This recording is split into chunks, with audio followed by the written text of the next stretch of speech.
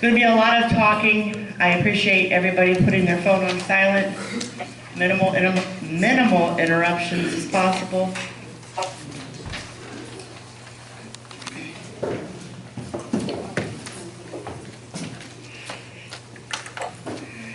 Here is the agenda for today. We're going to talk about the table of organization, the status of the agency, MUI training, policies and procedures,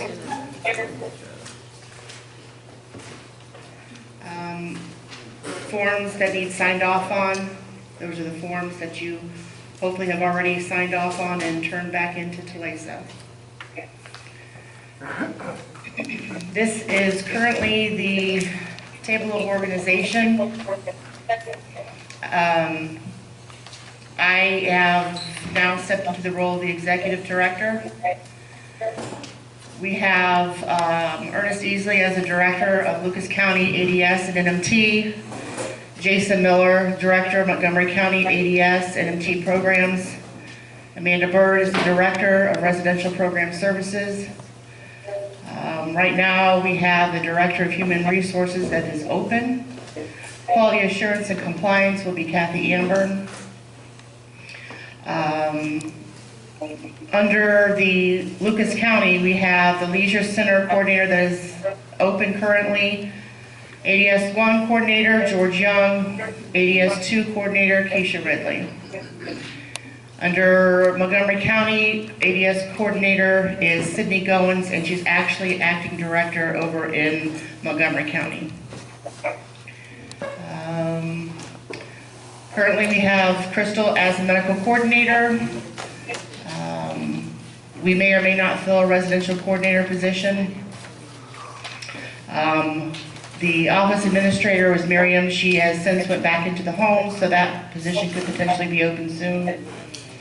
And then we have the site supervisors, Kurt, Tyrone, Nikita, Nikki, Jerlene, Kenya, Sloan, Connie, and Tamika.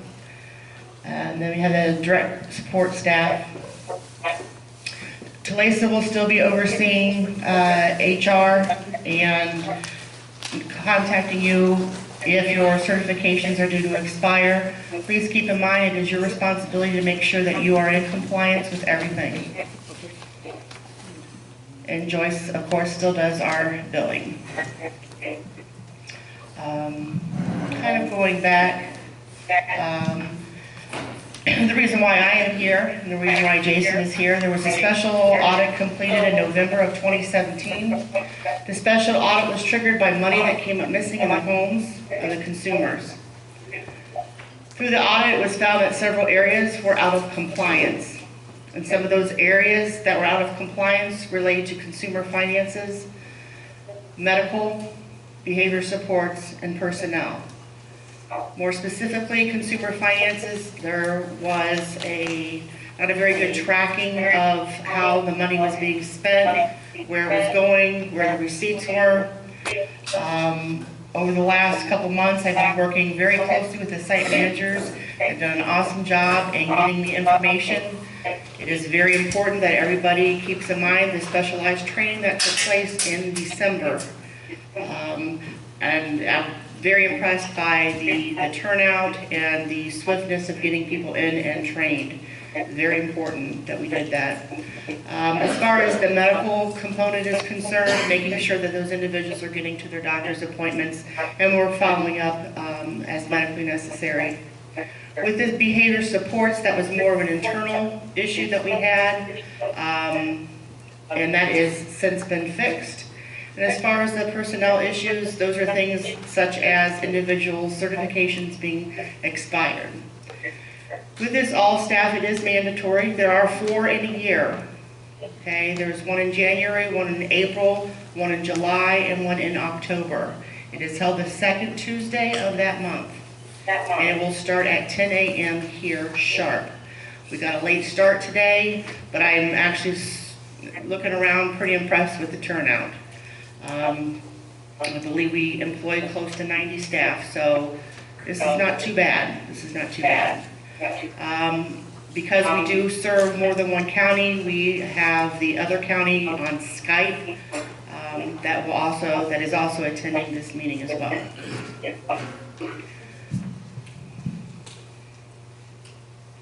So now what? The agency is currently under a suspension for taking on any new consumers, but we are still able to operate. This is a standard procedure that takes place when an agency is out of compliance in certain areas. Jeff and Susan King are no longer with the agency. There will continue to be mandatory trainings, just like we had in December, that will require you guys to come in and get trained. I tried to put as much as I could in December so you won't have to disrupt your day-to-day living. There will expect to see potential new and revised policies and procedures being developed. We will be going over quite a few of them today, but as things progress, there will be some changes there as well. The county board management, I don't know if you realize the hierarchy there or the individuals that work at the county board, but the management team there and the superintendent is working closely with me and the agency to make sure that this situation gets resolved quickly as possible, and making sure that we're making these consumers our top priority.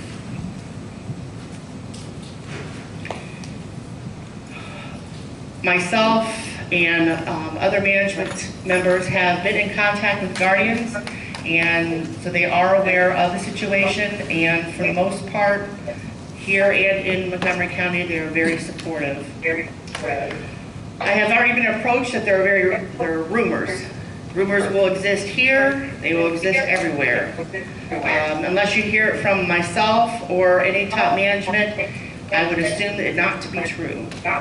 And if I'm finding that anybody is going around causing unnecessary panic or disarray within the agency, we'll probably have to end employment with you at that time, because that's not something that we need right now at all.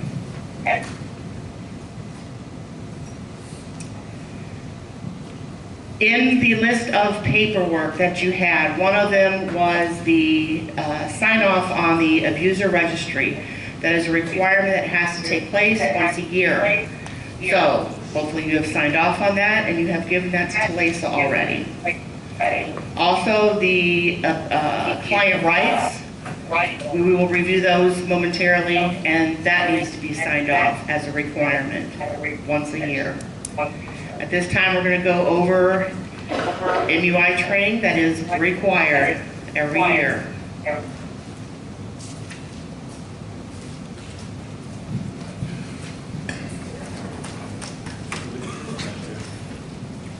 Good morning, everybody. How you guys doing today?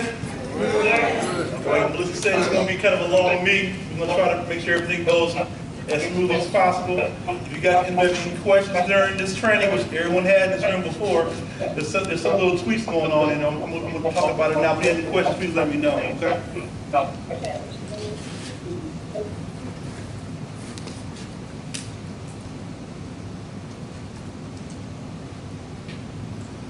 Unusual incidents means an event or occurrence involving an individual that is not consistent with routine operation of policy and procedure, or the individual's care or service plan, but it's not a major unusual incident.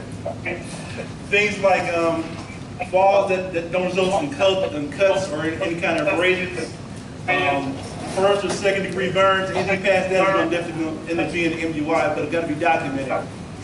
Relocation, that's not considered a MUI or UI, that's definitely UIR. Things of that nature. Alleged, suspected, or actual occurrence. Reason to believe a person is at risk of harm based on facts present, not opinion, receiving services, or will be the result of an incident. Immediate actions must be put in place to ensure the individual's health and safety.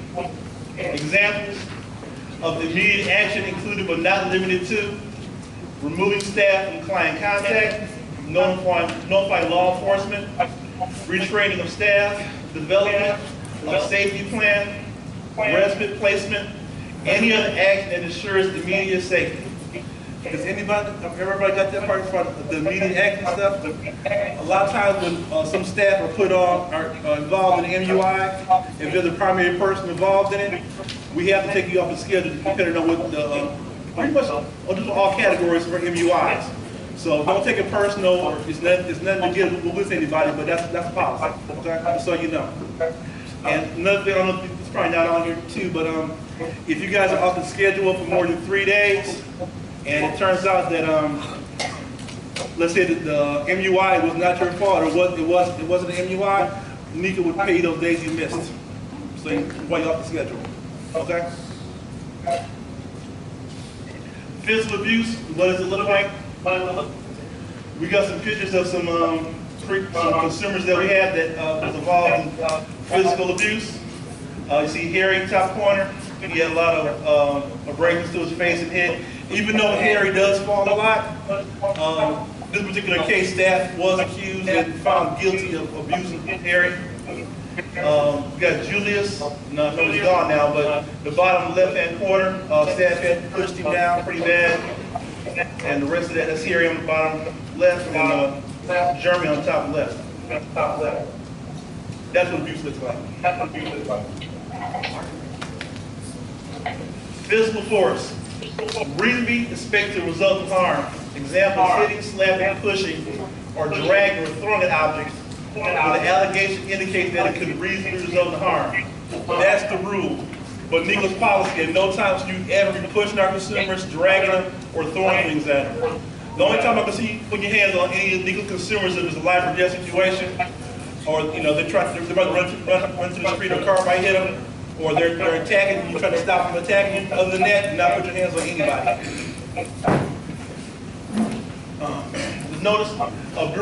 If you notice a bruise on an individual's arm, he tells you that this morning their staff pushed him and grabbed his arm because he was late getting up for work. You know that the individual was seen recently for a similar situation. The individual refuses to go to nursing or ER, check for injuries.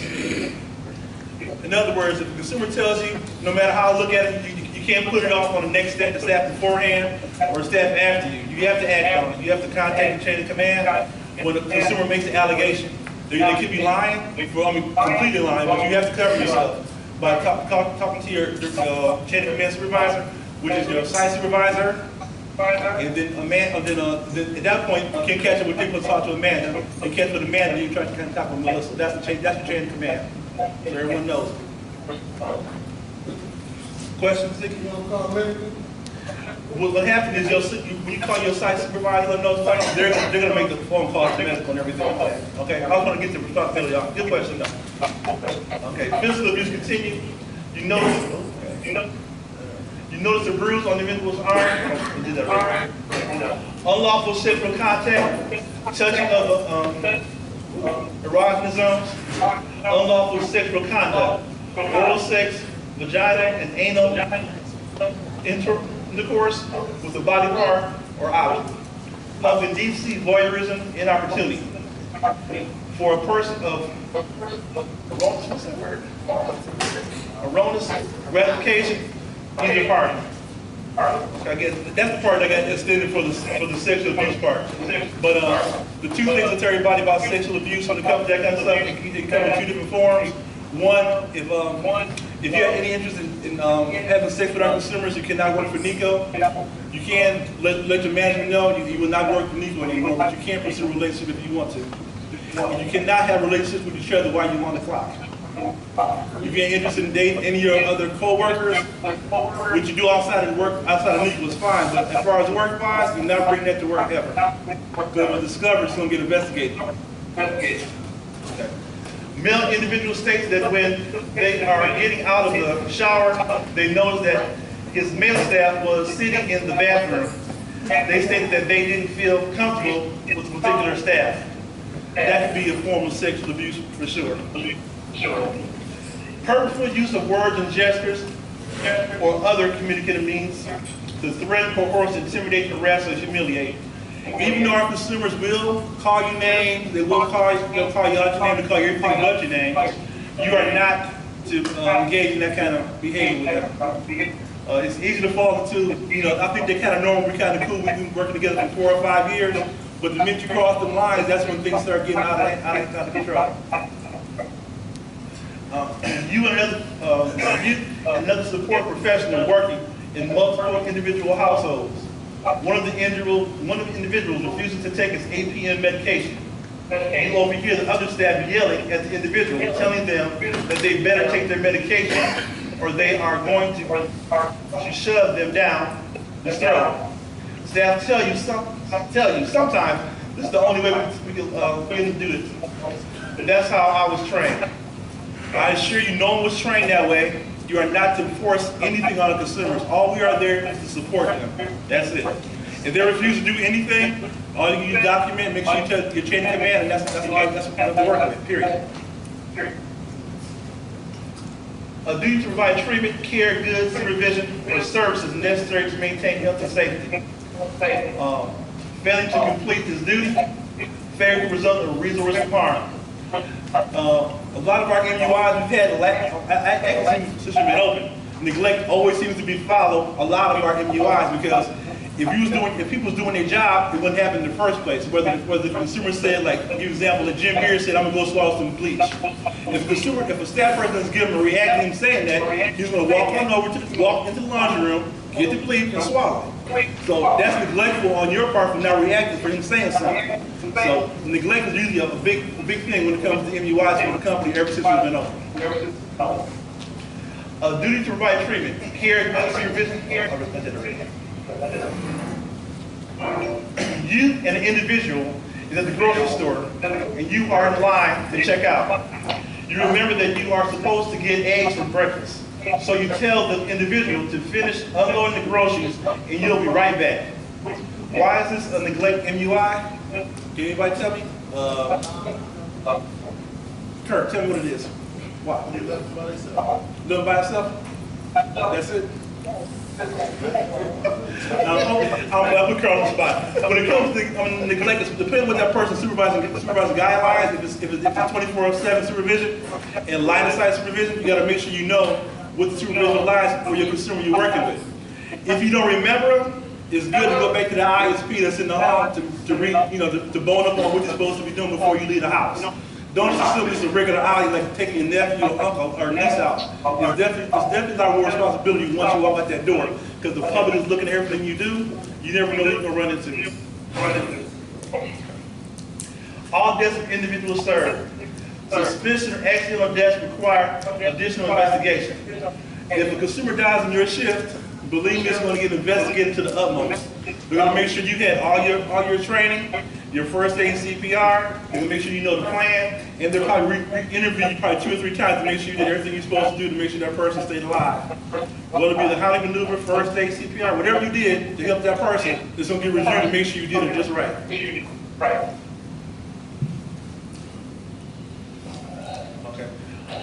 Home staff report that last evening the individual passed away due to a seizure. Home staff also stated the third shift staff had not been giving the individual his seizure medication properly. Now, the problem with that obviously is the seizure medication and no one reporting that kind of stuff. You can't go back and report, oh yeah, by the way, I remember we ran a seizure medication a couple days ago. That's going to be about, even though that person died on somebody's shift, you're still going to be liable for that happening. Misappropriation with intent to deprive, defraud, or otherwise obtain real or personal property. Any amount or value. Felony to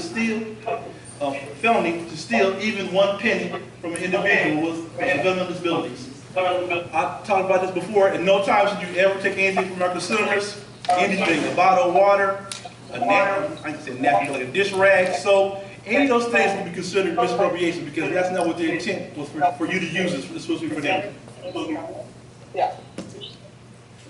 Misappropriation continues. Individual states that last night after the movie outing, they paid for staff's meal.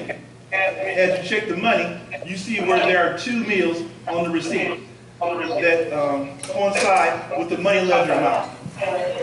When you, as a staff person, come in and you count your money and you go over the ledger and you see a discrepancy, at that point you're supposed to contact your chain of command to let them know what you witnessed or what you've seen. And hopefully you'll be able to run the IR, taking a picture of what's going on. Because think about it, it can progress. If you don't say anything, the next person coming in see it. Now everybody's in trouble because you got to usually report it as soon as you noticed it.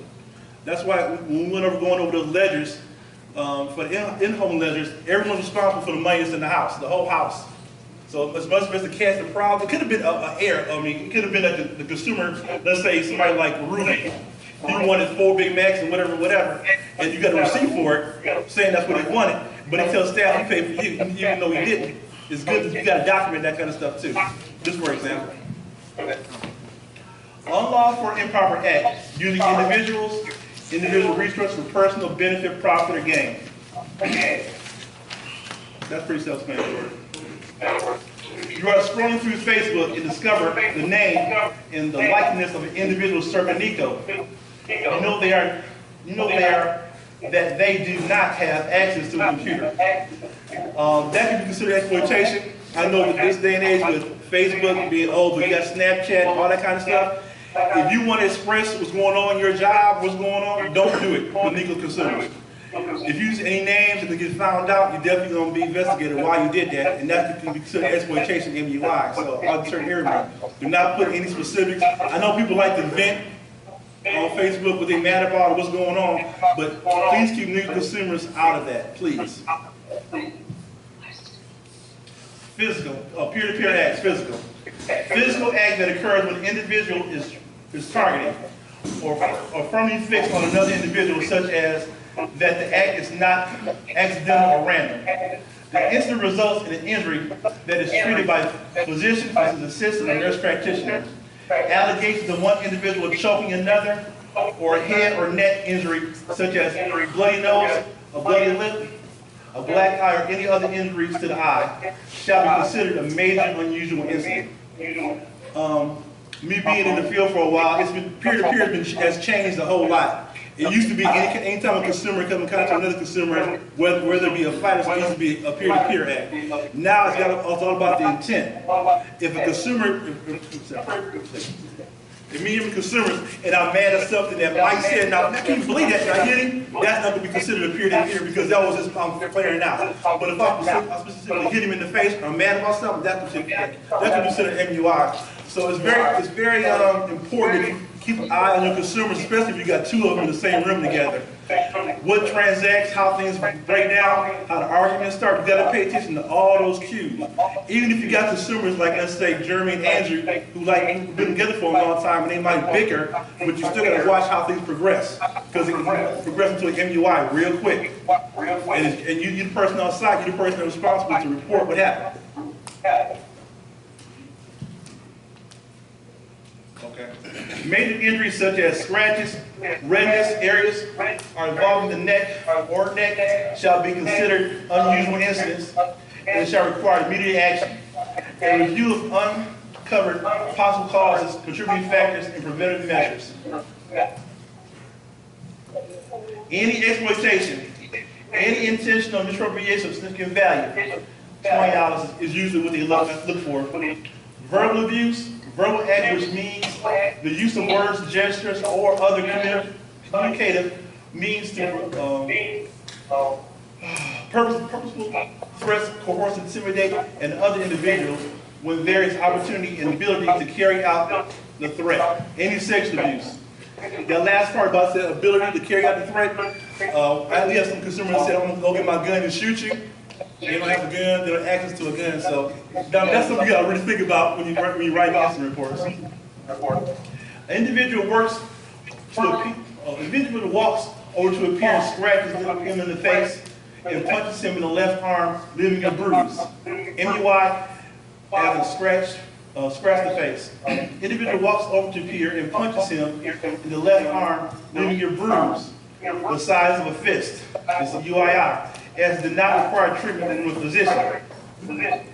An individual with 24 hours supervision and who does not ride the same bus and does not work in the same building sends a text message threatening to appear.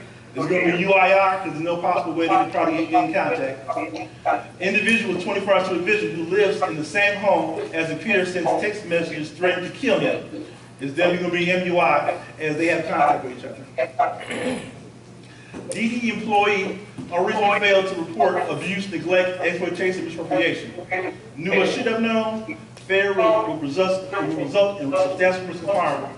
That's the failure to report MUI. That's why I said it's so important for you to go ahead and follow your chain of command and talk to your site supervisor about what's going on. Even if you're not for sure, make sure you get confirmation from them.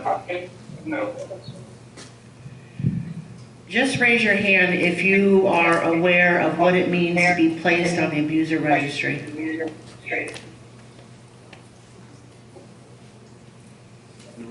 Okay. Well, some of you have not raised your hand. If you are placed on what is called the abuser registry, that means that you will not work in this field again. You will know that you're placed on the abuser registry because you will be involved in some sort of an investigation. Failure to report can get you on that abuser registry. So if you are aware of an incident and you did not report it, you could definitely be placed on the abuser registry. We've been open since 2005, and since 2005, we have had, I believe, 3 individuals that have been placed on the abuser registry. And that's just this particular organization. There's organizations throughout Ohio. We have a few that might be pending, but please keep in mind that you guys have a duty to work with these individuals according to their plan. And any time that you are neglectful or you're engaging in acts of misappropriation, you're not telling people what's going on, you could be placed on that abuser registry. And if you don't want to work in this field, that's fine. That'll give you the ticket to do so. Okay?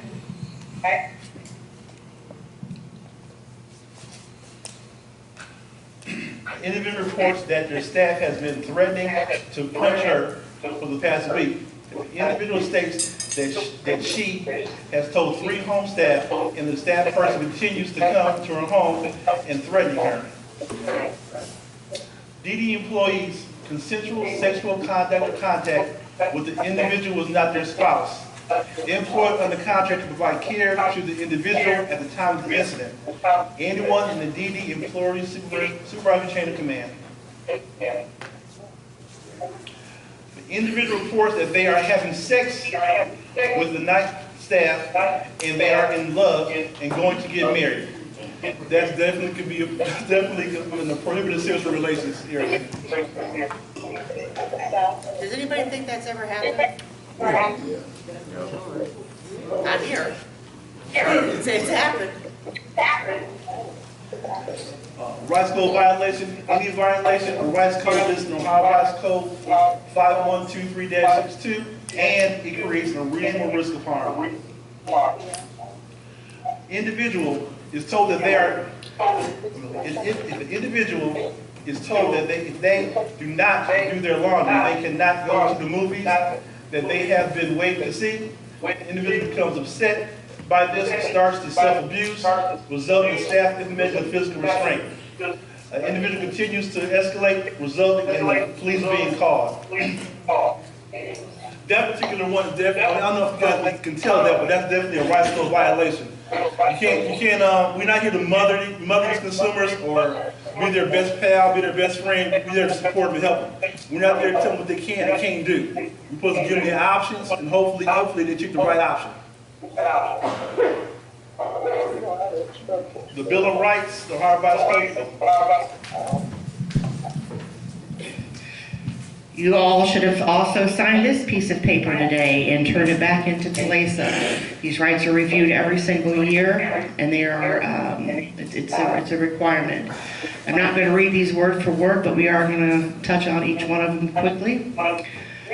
They have the right to be treated at all times with courtesy and respect, appropriate, safe, and sanitary living environments, to adequate food that meets accepted standards of nutrition, to practice religion of their choice, timely access to appropriate medical or dental treatment, the access to necessary ancillary services, like physical therapy, behavior modification, speech therapy, to receive appropriate care and treatment, privacy that includes places and periods of privacy, the right to communicate freely with people of their choice, to ownership and use of personal possessions, the right to social interactions with members of either sex, to access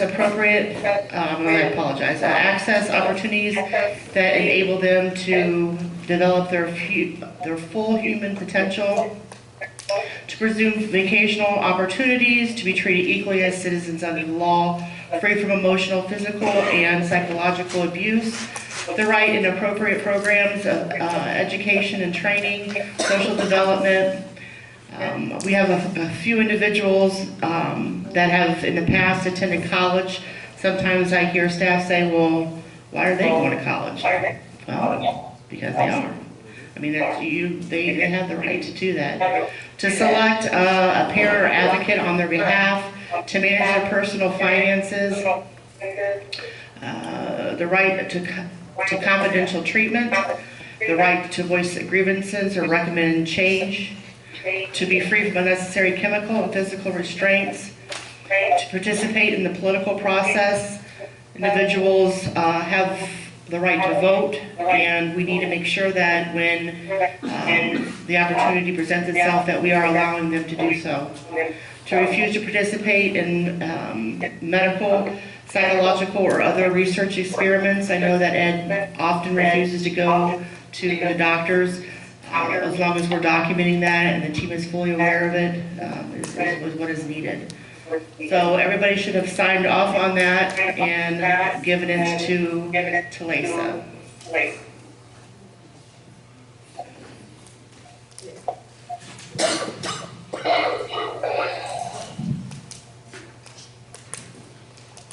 The following categories of substantiated or unsubstantiated: physical abuse, sexual abuse, verbal abuse, misappropriation, neglect, exploitation, rights code violation, prohibited sexual relation. Does everybody know got an idea what all these mean?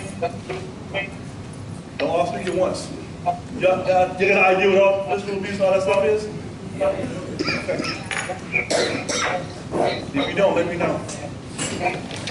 Substantiated is based on 61% of the evidence occurred. Unsubstantiated for insufficient evidence means that there was not enough credible evidence to substantiate the incident. Unsubstantiated due to being unfounded means that the incident did not occur as reported.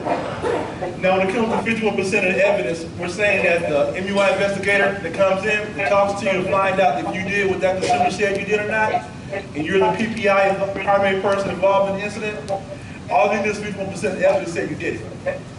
When you look at it as a big picture, it's not a lot. So that's why it's very important for you to write your incident reports word for word how things went down. Because if you got a consumer saying you did something, said I'm gonna get you fired, I'm gonna say this, I'm gonna say that, and you don't tell your chain of command, and you don't write an incident report up, and it comes up, there's a good chance you will be taken off the schedule until the investigation happens.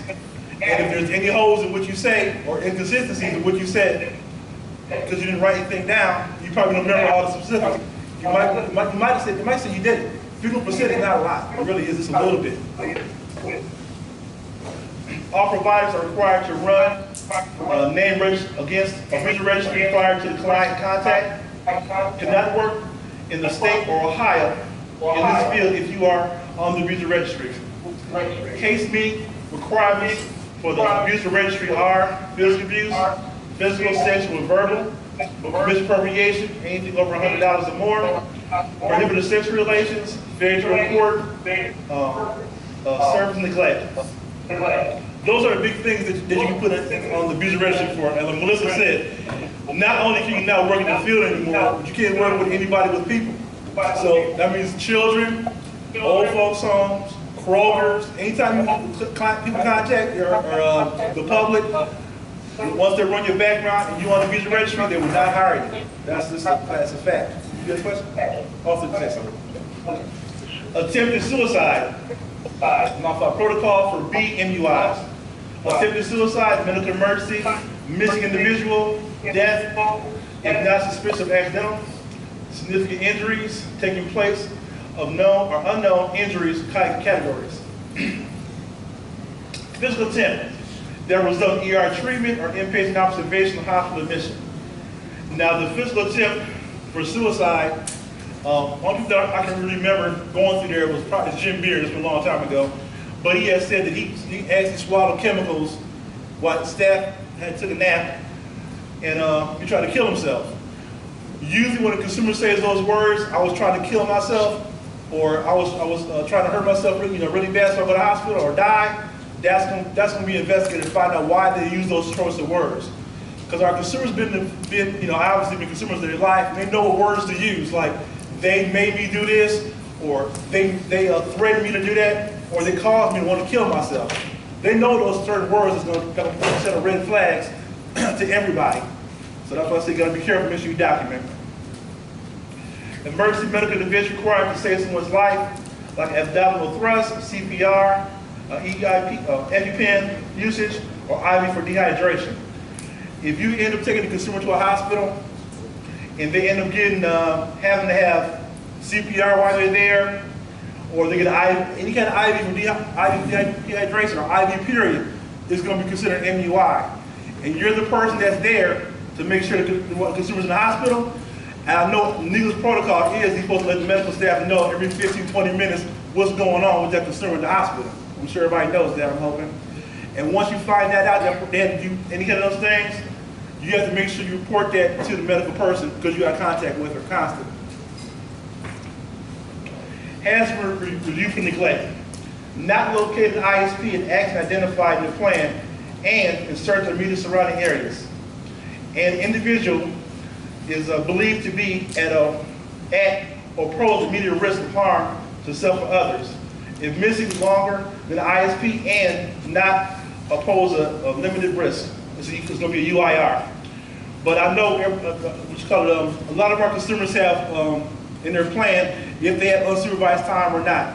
If they don't have unsupervised time, which means they have to be staffed all the time, it falls back to NEGLA's protocol is you have 5 minutes to locate that consumer. Whether you're looking at them, you can hear them, or you definitely got eyes on them. If you have eyes on them in 5 minutes, you are supposed to call the police and then call your chain of command and let them know what's going on. Like I said, some of our consumers are unsupervised time. In that case, you don't have to follow that protocol. It's the people that don't have that in their plan. People I know for sure, like Jim Beard, he definitely got to be supervised all times. Who else? Jeremy, supervised all, you're not supervised on the side, right? All times.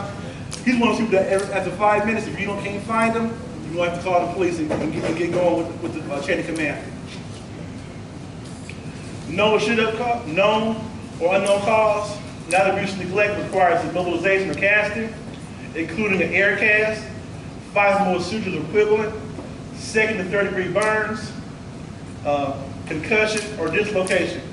If any of those are considered significant injuries, and if that happens to one of our consumers, it's definitely going to be considered a significant injury MUI. Protocol C for MUIs, law enforcement, unapproved behavioral support, unscheduled hospitalization. I want to touch real quick on law enforcement. I don't know, I'm pretty sure you guys have been trained on the law enforcement aspect of when it comes to NEGLA, you call the police on the consumer. If you end up calling the police on the consumer and you press charges on them, you have to let your chain of command know what's going on. You can't just press charges and keep start working with that person, because what we're going to do is probably try to figure out another place for you to work, not with the individual. And you are allowed to press charges on the consumers and will not retaliate back against you through the company, but you will have to work with someone else. Just let you know that. So you can press charges on it if you want to. You might not get a lot of them, you might not go far, but you definitely press charges and you won't get in trouble for it. If an individual is charged, incarcerated, and arrested, that's a law enforcement MUI. Any adverse strategy or intervention implemented without approval by committee and guardian or without informed consent result in likelihood of risk of health and safety. Unapproved behavioral support is like anything outside the plan that you might want to do. If you're trying to stop somebody's behavior from doing something, behavior or something that's negative in their eyes, if it's not in the plan, do not do it. If you end up trying to do something like that and it gets found out, that's definitely unapproved behavior of support. The whole team has said it's okay for you to do something like that. We talked about not bribing consumers, not threatening them. All that stuff is considered unapproved behavior of support because it's not in your plan. Everybody got me on that? I know, guys, I know. Unscheduled hospitalization. A household mission that is not scheduled unless due to conditions specific in the ISP, VSP, or nursing care plan. Specific symptoms and criteria must be listed that lead to hospitalization. Unscheduled hospitalization. Now we have some consumers that have scheduled hospitalizations. I know, like Dan Fleming has a pacemaker, and they have to get checked so many times a year, and he gets admitted to the hospital. That's scheduled. Can't think of anybody else right now. Chris, anybody else? Eric, for his UTI, right? Yeah, if Eric gets admitted to the hospital because he has a UTI tract infection, that's scheduled, it's in his plan. But anything outside the parameters of ISP is going to be considered, what's called a hospitalization unscheduled. Preventative. Preventions put in place to prevent similar incidents from occurring in the future. The individual and their team should develop prevention. Prevention should address root causes, contributing factors, any other factors concerning with health and safety. A quick thing for that one, I remember being involved in the MUI where swallow studies wasn't, back when I'm talking about, they didn't do a whole lot of those. Mike used to serve named Michael Tide. He had a problem with chewing his food. He liked to take two chops no matter what it was and swallow it. So he would choke a lot. And we had to do a house maneuver on him several times before the upper management found out about it. So what we did, the team got together and said his food needed to be cut up, not pureed, but cut up real fine so he could eat it. That was a root cause of him swallowing and choking. That was the root cause. The measure we did, the team got together and came up with doing this. So that's why it's important for, again, I keep talking about it again, write those incident reports so we can work on it, try to make sure you don't have a rough or hard shift. That person, I don't know, choking, or you have to do how to maneuver on your shift. Report requirements. All MUIs must be reported to the MUI unit. If a crime has taken place, law enforcement may need to be contacted. If abuse or neglect of a child is involved, the Lucas County or CSB must be notified, and then there's the phone number. Reports regarding the following major unusual incidents shall be filed, and requirements of the rule followed regardless of where the incident occurred. Attempted suicide, death, exploitation, failure to report, law enforcement, misappropriation, missing person, neglect, peer-to-peer, physical abuse, prohibited sexual relations, sexual abuse, and verbal abuse. Reports regarding the following major unusual incidents shall be filed, and the requirements of the rule followed only when the incident occurs in a program operated by the county board or the individual is being served by a licensed or certified provider. Medical emergency, rights code violation, significant injury, unapproved behavior support, and unscheduled hospitalization. All providers and county board as providers must report. The reporting must be complied with the county board, identify systems for reporting. Report incidents or allegations of abuse, physical, sexual, verbal, accidental suspicious death, neglect, exploitation, misappropriation, media inquiries, peer-to-peer acts. Submit written incident report. All MUIs must be submitted in writing. Applies to all agencies and independent providers and the county board as provider. Potential or deemed MUIs. Reports should be submitted by or faxed to that fax number. Now I know you guys have seen the new incident reports and you see they have more information on there. The information that you might not have, as far as like who the SAS is, the date of birth, you should be able to look at their ISPs and be able to fill those spots out. We don't want to see any incident reports come in with blanks on them. They should be filled out or put an NA if not applicable. Don't leave them blank. What is your role? You are a mandated reporter. Never assume someone else to report an incident. Write accurate reports immediately. Who, what, where, when, and how. Better to write an incident than not to write an MUI, rather than not write it up one that is. Carefully document all injuries and if possible, take photos. Now the photographs are definitely something that you have to get permission to do, but definitely put that as an offer, especially if someone has a cut or bruise or some kind of burn. But give approval before you take a picture of anybody. Notification can be made to the individual's guardian, and other persons whom the individual have identified in the Peer-to-Peer Act, unless such notification could jeopardize the health and safety of the individual involved.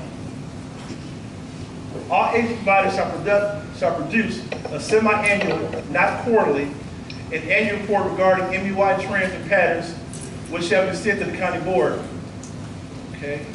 All individuals' analysis shall be completed within 30 calendar days of the following in a 6-month period. The semi-annual and annual analysis shall contain the following elements: data review, name of person completing review, time period of viewer, comprehension of data for previous 3 years, explanation of data, data for review by major unusual incident category type, specific individuals involved to establish trends and patterns. In other words, 5 major incidents, unusual incidents made, 5 major unusual incidents of any kind within 6 months, 10 major incidents of any kind within a year, or other patterns identified by the individual's team. Specific trends or residence, region, or program, previously identified trends and patterns, and action plans, and preventive measures to address noted trends and patterns. Unusual incidents. Requires the provider to investigate unusual incidents. Okay. Unusual incidents, identify and cause contributing factors when applicable, and develop preventive measures to protect the health and safety of their risk individuals. Individual providers shall complete an incident report, notify the individual's guardian or other person whom the individual has identified as applicable, and forward the incident report to the service and support specialist administrator or county board designating on the day of the unusual incident is discovered. Independent providers will also maintain a log of unusual incidents. Oversight. The county board shall review on at least a quarterly basis, not monthly, a representative sample of the provider's logs, including logs where the county board is a provider, to ensure the major unusual incidents have been reported, preventive measures have been reported, and trend and patterns have been identified and addressed according with this rule. The sample shall be made available to the Department of Review upon request. When the county board is a provider of the service, the department shall review on a monthly basis a representative sample of the county board logs to ensure the major unusual incidents have been reported and trends and patterns have been identified and addressed. Okay. Each provider of the county board shall ensure staff employees in direct service positions are trained and required of the rule regarding the identification and reporting of MUIs prior to the direct contact with any individual. Therefore, staff employed in direct service positions shall receive training during each calendar year, which shall include annual training on requirements of the rules, including a review of health and safety, welfare alerts issued by departments since previous calendar year training. Guys got all that? I hope y'all dig it, I'm not going back over it. Should we review it one more time? Ain't nobody gonna say no. What was that again? You better say no. Review that one more time. Yeah. You will say it. I didn't hear you. Could you speak up a little bit louder, please? She didn't say too much, Go ahead, Jim. We all give a round of applause to Ziggy for not falling asleep today.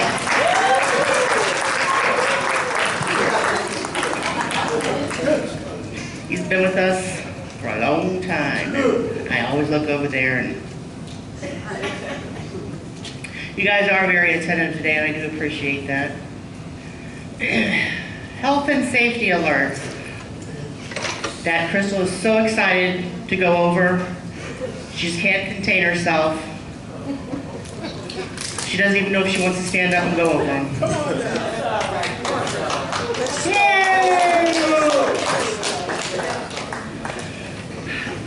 we address health and safety alerts, we do have to do this once a year. We are told to do so. So we're going to brush through them. We are going to review the ones that have came out since the last time we reviewed them.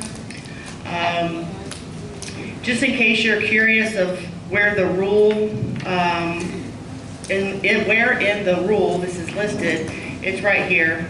So you go on the website, check that out and read it if you want. These are the ones that we anticipate on reviewing, and I will pull them up. The first one will be the dental care.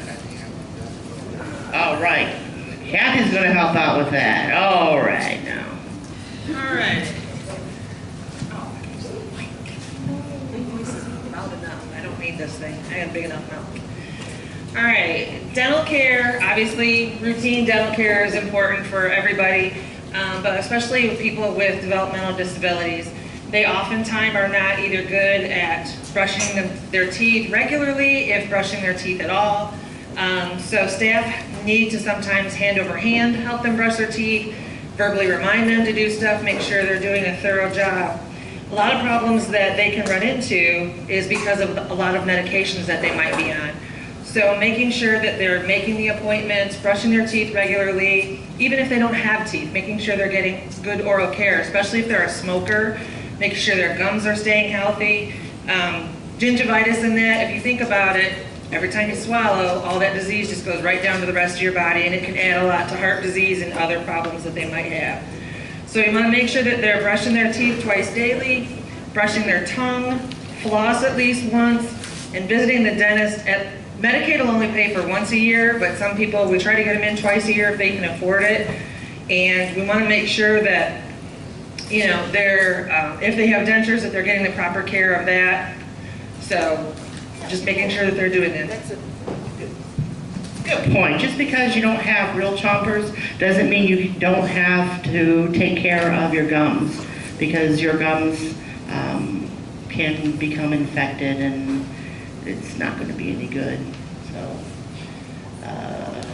next we're going to talk about preventing the flu and pneumonia.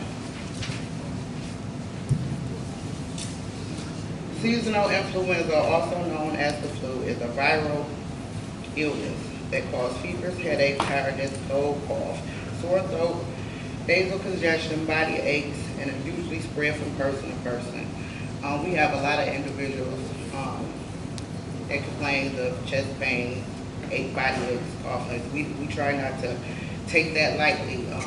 We had an individual just the other day that had chest pains, and a guardian said they couldn't be seen at the hospital. That's something very important. So we had to override the guardian and go ahead and send the individual to the hospital, even though she didn't have nothing major. But these are signs of some things to look for. With it being flu season, we have some individuals who will beg you for the flu shot. We got some individuals who don't even want it. So always encourage them to wash their hands, cover their mouth when they cough, drink plenty of water, get enough sleep, avoid touching eyes, nose, or mouth.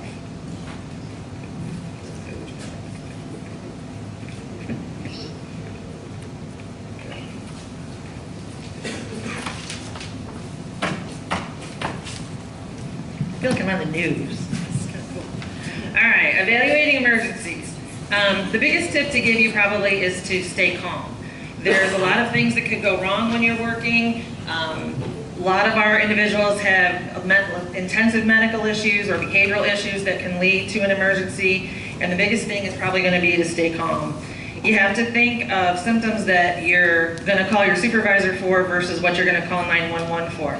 And I know that going through the ISPs, that there is training for all of those different things. You're not going to immediately, as soon as somebody starts cussing at you and being upset, calling 911. That should not be your immediate thing. But there are medical issues that you should be calling 911 and your supervisor for, and a lot of them are going to be severe abdominal pain, cannot say that, heavy bleeding, direct difficulty breathing or severe wheezing or losing consciousness or chest pain. Those are definitely things you're going to call 911 first and then call your supervisor. Falls, hitting their head, if they're unable to get up on their own, if they're in severe pain while they're lying down, if it seems that they might have broken something, if there's a bone sticking out of their skin, definitely calling 911. If there's some kind of swelling, or if their arm or leg is in an unusual position that doesn't look normal. Blood pressure can be something that you may not realize right away. If they're sweating, if they are very red in the face, if they're unable to speak, these are all definite signs of either like a heart attack or a possible stroke. And you need to be, don't worry about, well, I called the medical department, or, oh, I called my supervisor. You're calling 911 first, and then calling your supervisor and letting them know that that's what's been done. Again, you might have family members or guardians that say, well, don't call the hospital right away, or don't call 911. And it might be not only NICO's policy, but I don't want to be the one that has to tell somebody's family, well, sorry, we know that you didn't want us to call the hospital, so that's what we did, and now they're dead. So you talk about a big ugly MUI, that's going to be one.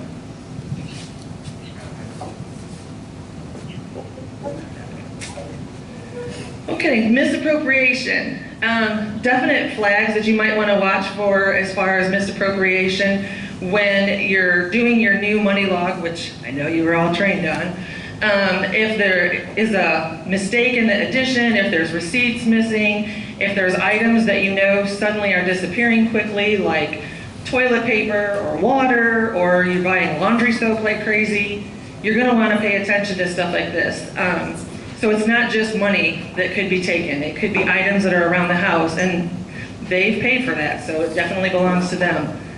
Thinking about different ways to keep track of stuff amongst the ongoing staff, making sure that your supervisor is aware of things as soon as something could potentially be an issue, and making sure that you're doing all the paperwork that's required so that, you know, as things get tracked, you can definitely make sure. I think I told the ones that at least that I did the training for, your best bet is to say you've counted it, you did everything while you were there. You can only answer for yourself. So if we come to you and you say, well, I didn't sign it because I didn't want my hands in the money, or I didn't look at anything because I don't want to be involved, you open yourself up for someone else to make that interpretation of how involved you actually were. So do what you're supposed to do. We have transition of care. Each year, people with developmental disabilities experience many transitions of care. Those can include significant changes such as getting a new job, moving into a new home, or changes in providers or direct care professionals. Other transitions could be unscheduled hospitalization, newly diagnosed medication, or changes in support needs or medication. Our thing is we got 2 new individuals from NODC. They seem like they're new guys, cool guys. It's very good to house managers keep the team open with anything that you see new with these individuals, so we can all be aware of what's going on with them, and also make them feel comfortable with their transition into our company.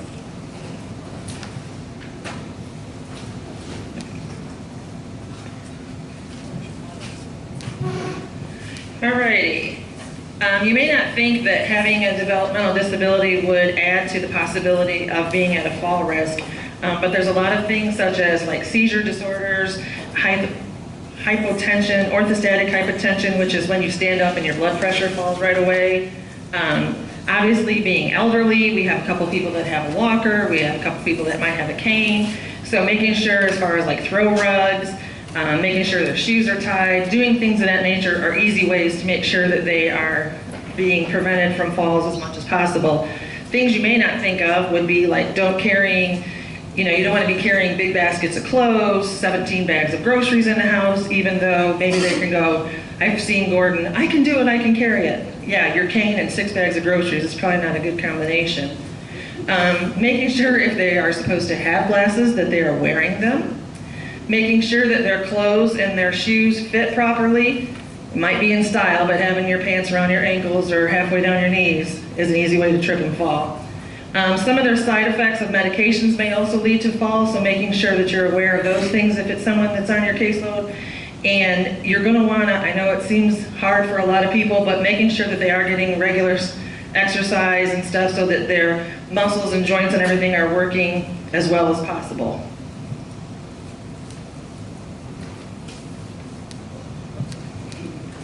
Choking, we have a few individuals. Do anybody in here know what NOP is?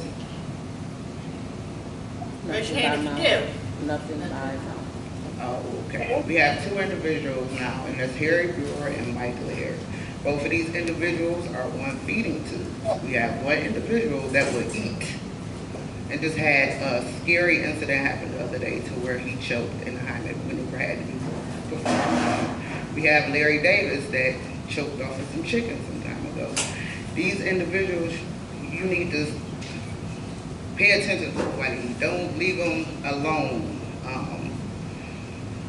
The first thing you should do, you should follow your first aid training. Call 911. If someone else is available to call 911 before the abdominal thrust, formerly known as the Heimlich maneuver, for a person using a wheelchair or with a physical characteristics making it difficult for an abdominal thrust to be performed, remove person to a flat, hard surface.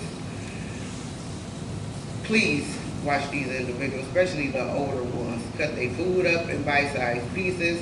If it's no food by mouth, I don't care what they say, how they cry, whine, no is no. And hearing is not a rights violation if you tell hearing no. Mike Laird, if you go in there and get some food, write a UAR and contact your house manager immediately, because that could be something serious. This is the one that was displayed. Right here where it says, do you know the signs of choking? The one that took place less than a week ago, here was their sign. They had wide eyes, they were panicked, they had a panicked look in their face. And was quickly removed. He quickly ran from the table when he was choked. Person quickly left the area indicating they're experiencing a swallowing issue. This is what Mike Laird showed when he was choking. So, obviously they may or may not show all those signs, but they do show those signs when they're choking, or they'll give you the universal sign of choking. There's a black Toyota Camry that's blocking the driveway. A black Toyota Camry. Black Toyota Camry blocking the driveway. And we have found out who it is. The last alert is medication administration. Anybody want to? Making sure when you're passing medication is the right person, the right medication, the right dose, the right route, the right time, and it's the right documentation. I don't know if we've had any recently, but in the past I know we've experienced where we have given someone a medication and then I guess forgot that we gave it to them and said, give it to them again. Or we're working in a home with more than one individual, or we're in adult day service working with more than one individual, and you're giving someone a blood pressure medicine when it should be a medication for their diabetes, or you're giving, any type of medication to the wrong individual. That has definitely occurred.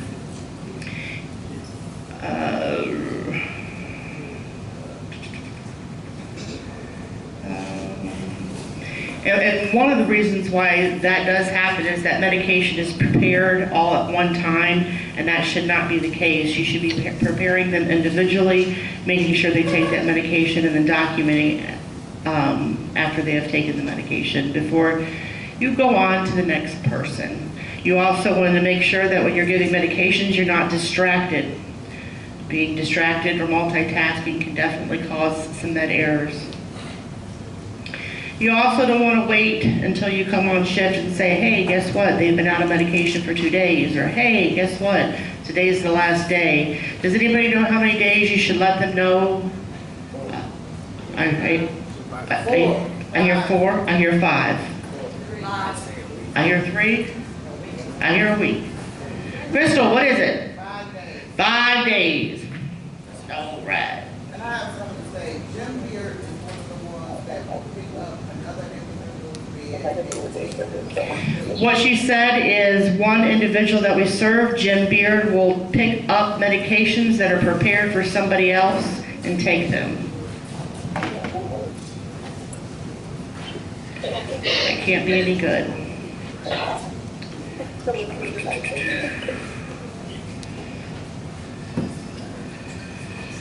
I want to touch upon our sex offenders. We are currently undergoing an investigation for a couple of our sex offenders. Does anybody know who any of our sex offenders are? Gordon? John Foster? Mike Cascat? Rod Studevant?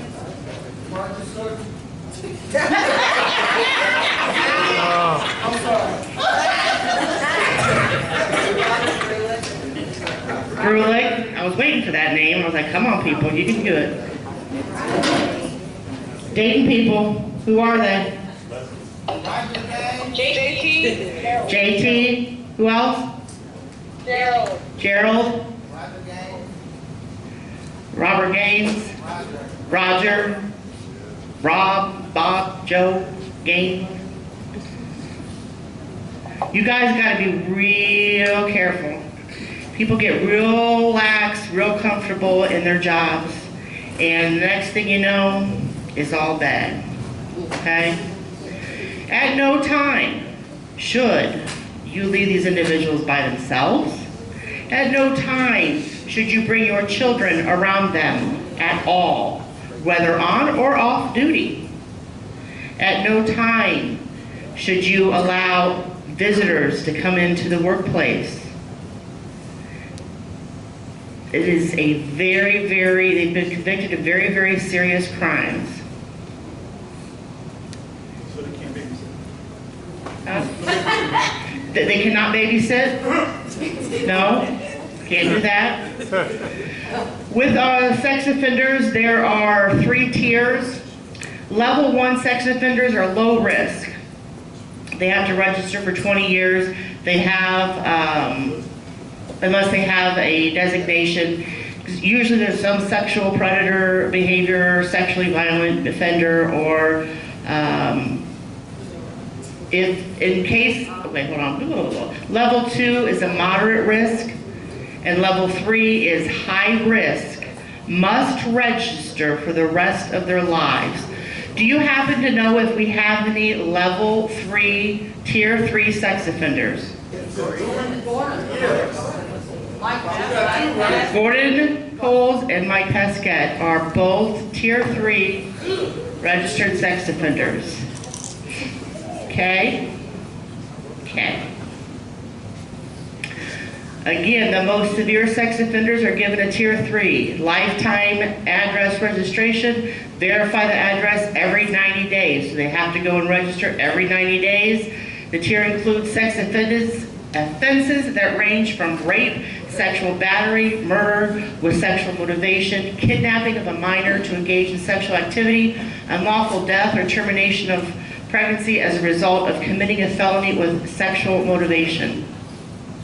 I cannot stress this enough. Just because you're cool with the individual, just because you've worked with the individual for a long time, they cannot be rehabilitated. Do not let your guard down. Period.